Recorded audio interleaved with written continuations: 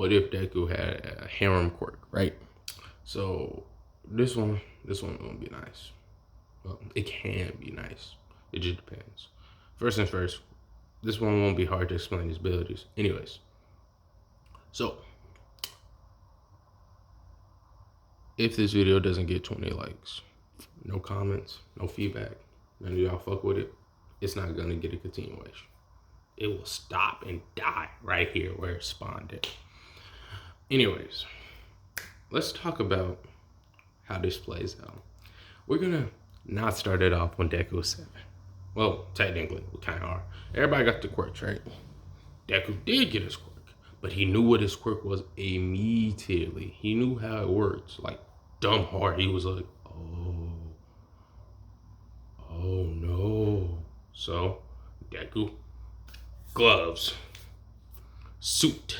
Nigga was like basically damn looking like a damn ninja and shit, right? He knew how his shit worked.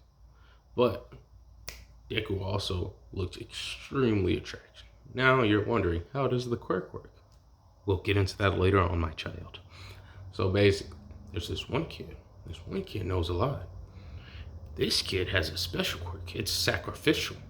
That's the name I'm giving it. Basically, he has like an extent of knowledge. But the problem with this is it only caps out at a certain point. But this kid does know if he gets a group of people together, he'll be able to change the course of history for the better. So he proceeds to do such. And this kid's intelligence and mindset is extremely high due to the nature of his quirk. But no one knows because he's an exception to the rule. We'll just call this kid DK.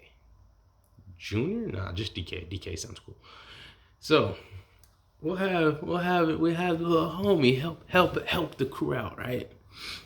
And so he helping people out, but like he gotta set these events in the right motion. Cause he knows what's going on. He knows what he gotta do. Simple. Right? So first things first is he gotta make sure everybody meet up. Alright. He gotta make sure everybody cool with one another. So first things first, he meets Deku. Like, what's up with it? You pretty cool, let's be friends. Deku says, alright, bet. You wanna play with me and my friend Bakugo? And he's like, sure. Long story short, these are the new friend groups. Bakugo, Deku, Todoroki, Uraraka, and yeah, that's it. That's it for right now. That's the initial friend group. So how does DK get all these people to play it? Simple. Knows Todoroki wants to play with people.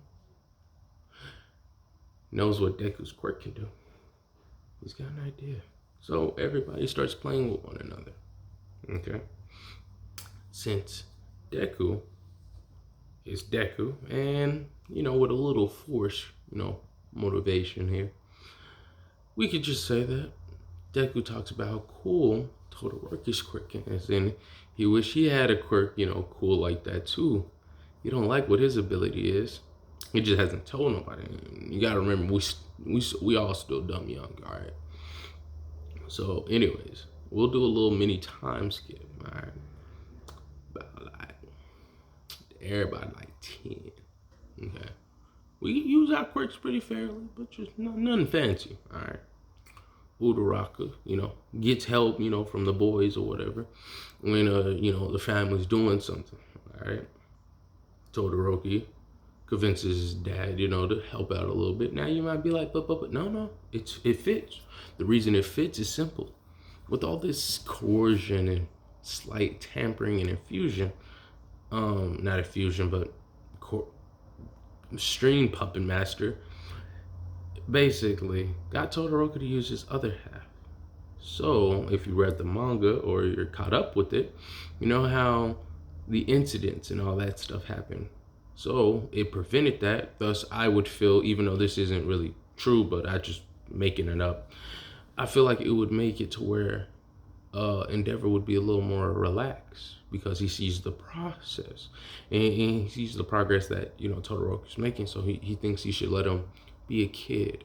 This also does help Endeavor calm down because Todoroki realized how much power he has in this dynamic, right? So he's like, you're gonna have to stop treating everyone like they're insects. This, and that, this, and that. And DK also did tell, Todoroki to say a couple of words. It made no sense to him, but did it make sense to Endeavor? Endeavor was like, how does he know about that? Anyways, this is how that happened. Just a little nudge here, a little push there. Maliciously. Now we're gonna get into where basically everybody hanging out, they chilling, they talking about schools and stuff, right? Deku and Bakugo go to a different school than Todoroki and Uraraka. Todoroki actually is a lot more calm, chill, relaxed with the shit. You feel me? Now this is where things get interesting. One day there's a villain attack, right? And this villain is just being a menace to society. And this is where issues begin to form, okay? It's a female, and we'll just say her quirk is like a light variation of teleportation, okay? So what ended up happening is she's getting like attacked, okay? And we're not gonna say it's like a sludge villain, but we'll just say it's like a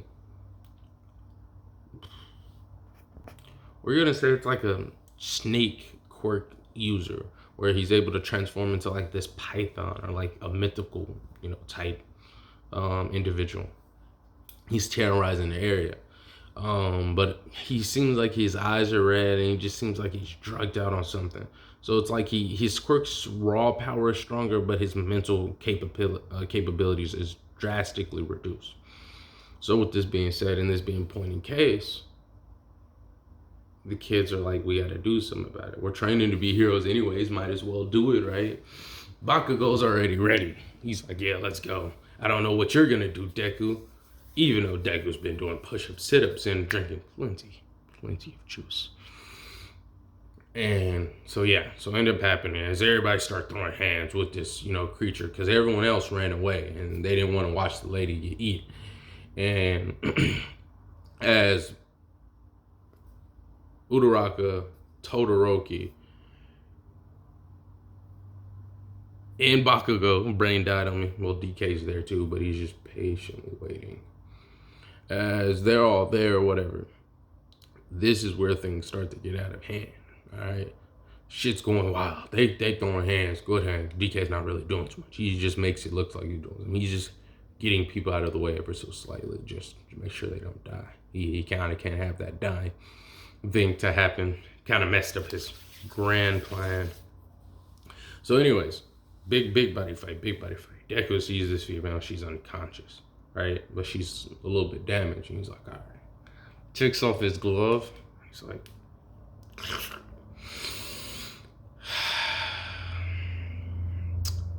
she wakes up. He's like, nah, I gotta do it, sweetheart. I'm sorry. My friends need me. Doubt any of y'all ever seen Paradise. What is it? It's Paradise Island or something, but basically, it's a world where females have no dude. There's no guys. So the one main character in this story, which is, it's not a hentai, but there's fuck scenes. A lot of them. Anyways, so what ended up happening is when the dude touches a female, they get happier, if you catch what I'm saying. The same thing applies when Deku does this. But there's also a trade-off. The more interaction and the longer contact is the longer he'll have their knowledge, power, and some memories, which is not like he's gonna know everything about them, but he'll have some of their memories, right? And so, but during this time, the females, it's like a kind of like loop thing where it's like he has to be initiated to receive their power in that sort of sense, right? So basically, she's like, she's hard eyes and everything. Oh, straight gentai. Oh, it's slow for a nigga. And then, but all her injuries have been healed ever so slightly. So she's actually able to get up. And then Deku knows how her quirks fully works, going with his intelligent mind. He's like, with this, we can win. It's a reason why he keeps his face covered. And then he like goomps, and then he realizes that she's bucking out, and she's just sweat is going everywhere. And so Deku's like, I gotta do this for them niggas. Gives her a kiss. She passes out. Deku turns back around, and when he does get the quirk of someone else, it's amplified, almost like a one-for-all thing, but it's amplified. So he hits this, and he's like, I'm joining the fray. And then he immediately speeds Bliss the robot. But what he does is, he teleports in such a way where he's carrying all the momentum and just, I said robot, snake dude. So he, boom, everybody start throwing out big body attacks.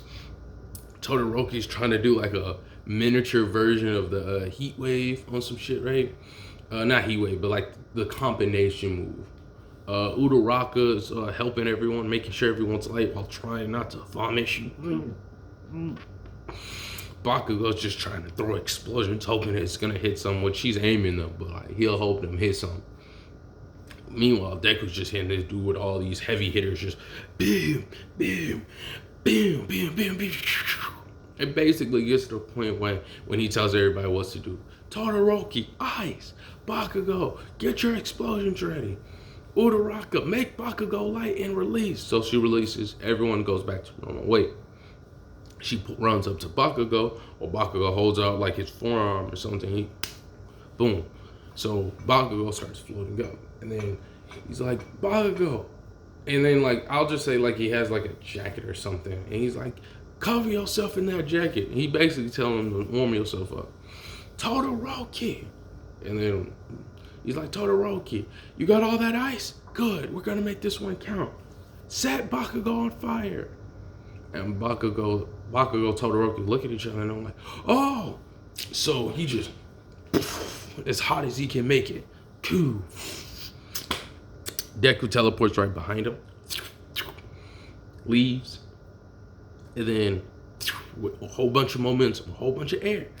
Air, fire. Yeah, so and then Deku's like just basically waiting, and then just teleports him. Just a big, juicy explosion. Just crumble. Right? And then the snake dude, he's like, you think that was enough to take me? And then, so everyone's like, everyone's a little tired. And everybody wondering where DK went, but we don't worry about the minor details, right? And so Deku's like, all right.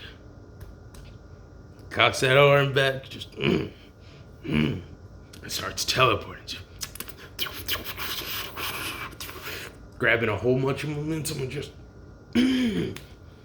bam. But there was a problem, right? So when it happened, right, knocked that dude out. Another dude pulled up with a whole bunch of knives. I got knives, bitch. Start running at Deku. Deku's like, ah, shit. And then, like, he heard, like, a little timer. 1 minute left before quirk erasure. He's like, oh, man, I thought I had more time. I gotta make this minute count. So basically, it's like this mean, intense, good hands. We beat. Teleport, kick. And they're struggling, but like Deku's putting the fight up because everyone else is pretty much tired because they were fighting for most of this, and they're still like, they were kids in like the main timeline at this point. I mean, like, anyways, so it didn't happen, right? Is Deku's struggling, he throwing hands, he had 30 seconds, so he trying to think what he could do. Then he sees her still unconscious or passed out from the kiss, so he has an idea. Right? If he can make it over there, he can get just enough because he only got like the bare minimum of use the quirk like this. Power boost does this. So he's like, I need a little more. And so right when he got distracted, he's seen a knife heading towards him. And then Todoroki with his last bit of energy froze him in place. And then when he was frozen in place, threw a fireball at him. Deku's running. Does like a slide into a teleport. It's almost like Wraith in like the trailers if you've ever seen it. Just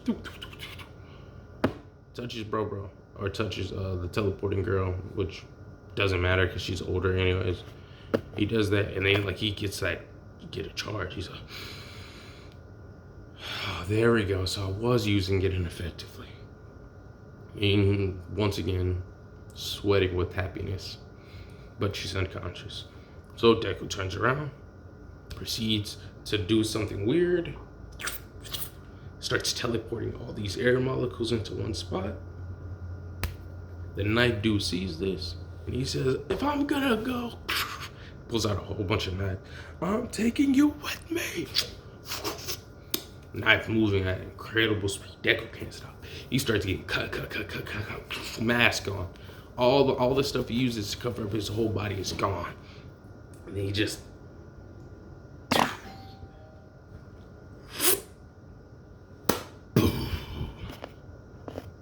a mean shockwave.